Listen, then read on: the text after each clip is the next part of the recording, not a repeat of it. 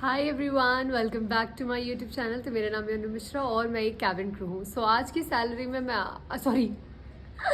आज की वीडियो में मैं आप लोगों को domestic airline cabin crew salary बताने वाली हूँ, जिसमें आपको मैं बताने वाली हूँ कि डोमेस्टिक एयरलाइन की सैलरी में एग्जैक्टली कितनी सैलरी होती है। सो यार देखो, आपको पहले एक मैं ब्रीफ में चीज़ बताऊं तो आप दो तरफ के एयरलाइन में कैबिन क्रू बन सकते हो। एक होता है डोमेस्टिक और एक होता है इंटरनेशनल।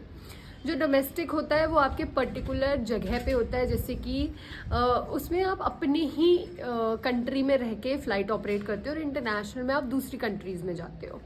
ठीक है, तो जो डोमेस्टिक एयरलाइन का कैबिन क्रू का सैलरी स्ट्रक्चर होता है वो बेसिकली ये कॉन्ट्रैक्ट के बेस पे होता है।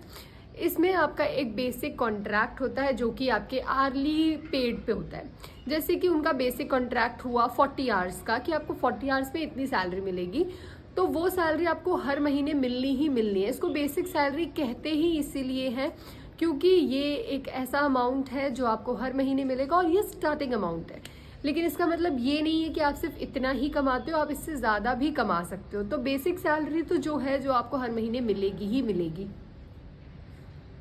उसके बाद हमारे दूसरे और चीज़ों पे सैलरी डिपेंड करती है। जैसे कि आपने अगर एक्स्ट्रा आवर्स फ्लाइंग की है, जैसे आपका कॉन्ट्रैक्ट तो 40 आवर्स का है लेकिन आपने मंथ में 86 आवर्स फ्लाई करी है, तो आपको ज़्यादा सैलरी मिलनी चाहिए ना, क्योंकि कॉन्ट्रैक्ट से तो ज़्यादा किया है, तो ऑफ कोर्स आपको सैलरी उससे ज़्यादा मिलती है। तो अगर आपने अपने कॉन्ट्रैक्ट से ज़्यादा आवर्स फ्लाई किया तो आपको ज़्यादा सैलरी मिलती है। और भी चीज़ों पे आपकी सैलरी डिपेंड करती है, जैसे कि आपने कितने स्टैंड बाय किए हैं। स्टैंड बाय भी आपके दो टाइप के होते हैं, एक होम स्टैंड बाय और एक एयरपोर्ट स्टैंड बाय।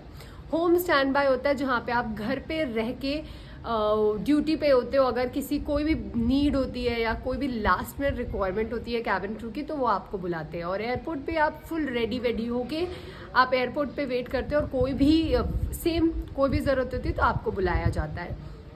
ये हो गया, और इस चीज़ का भी आपको पैसा मिलता है। सेकेंड चीज़ जिस पे आपकी सैलरी डिपेंड होती है वो होता है कि आप as a dead head crew कितना जा रहे हो। डेड हेड मतलब आप एज अ पैसेंजर ही जाते हो, आप फ्लाइट नहीं ऑपरेट करते हो। ठीक है, तो वहाँ पे भी आपको पैसे मिलते हैं। एंड आपका लेओवर पे भी आपका पैसा मिलता है। जैसे अगर मैं दिल्ली बेस्ड हूँ और मैंने आज फ्लाइट की दिल्ली बॉम्बे, बॉम्बे हैदराबाद, हैदराबाद पुणे, और पुणे में आज मेरा रेस्ट है,